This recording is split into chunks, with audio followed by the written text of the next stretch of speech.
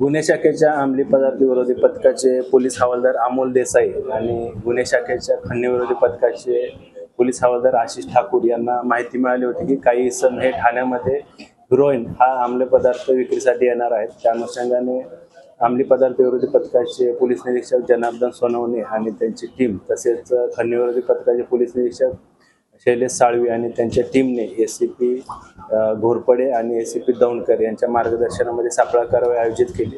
त्यामध्ये एकूण 4 kilo 24 gram वजनाचा हिरोईन हा अंमली पदार्थ जप्त केला, ज्याची किंमत अंदाजे 13 कोटी 80 लाख रुपये इतकी आहे। ज्यामध्ये 3 आरोपींना अटक केलेली आहे। एक आरोपी तलत वजाहत सय्यद राहणार ठाणे, मोहम्मद खान अहमद खान राहणार कुर्ला आणि फरदीन मुल्ला राहणार नाला सोपारा वसई या 3 आरोपींना अटक केलेली आहे। फरदीन मुल्ला हा आरोपी हा नाला सोपारा येथील राहणारा आहे। या तपासामध्ये सदरचे आरोपी हे सदरचा हिरोईन अंमली पदार्थ कुठून घेऊन आले, तो कुठे बनवला, कुठे तयार केला, त्या अनुषंगाने देखील त्याची फॉरवर्ड आणि बॅकवर्ड लिंकचा तपास सुरू आहे। त्याचबरोबर तो कोणाला विक्रीसाठी देणार होते किंवा विक्री कोणाला करणार होते त्या अनुषंगाने देखील आम्ही तपास करत आहोत।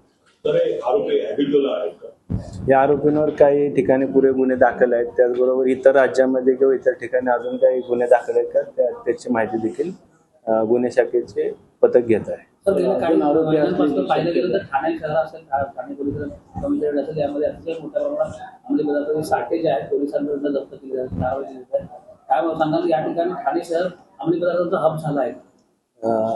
माननीय पोलीस आयुक्त साहेबांच्या आदेशान्वये ठाणे शहर किंवा ठाणे आयुक्तालय परिसरामध्ये ज्या ज्या ठिकाणी अंमली पदार्थाची विक्री अथवा सेवन किंवा साठा अशा प्रकारची कोणतीही माहिती मिळाल्यानंतर त्या अनुषंगाने गुन्हे शाखेचे पथक असतील किंवा स्थानिक पोलीस स्टेशनचे पथक असतील त्यांनी वेळोवेळी प्रभावी आणि अशी चांगली उल्लेखनीय कामगिरी त्या अनुषंगाने केलेली आहे। त्याचबरोबर मागील वर्षामध्ये जवळपास 4 इतर राज्यामध्ये जाऊन लिंकेजच्या आधारे किंवा बॅकवर्ड लिंकच्या आधारे 4 इतर राज्यामध्ये जाऊन एमडी बनवणारे किंवा ड्रग्ज बनवणाऱ्या फॅक्टरीवर देखील कारवाई ठाणे पोलिसांनी केलेली आहे।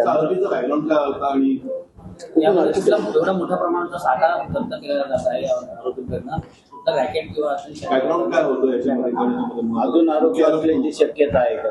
अजून आरोपी असण्याची शक्यता आहे, कारण एवढ्या मोठ्या प्रमाणामध्ये त्यांनी जो हिरोईन हा अंमली पदार्थ आणलेला आहे तो कुठून आणला त्याचा शोध आम्ही घेत आहोत। सध्या प्राथमिक तपासामध्ये काही गोष्टी इथं डिस्क्लोज करणं योग्य होणार नाही, त्या अनुषंगाने आमचा पंचनामा आणि तपास किंवा बाकीच्या गोष्टी चालू आहेत। नागरिकांना देखील या निमित्तानं आवाहन करेन की अंमली पदार्थाची विक्री किंवा अंमली पदार्थ सेवन ज्या ज्या ठिकाणी कुठे होत असेल त्याची माहिती त्वरित आपण स्थानिक पोलीस स्टेशन किंवा गुन्हे शाखेचे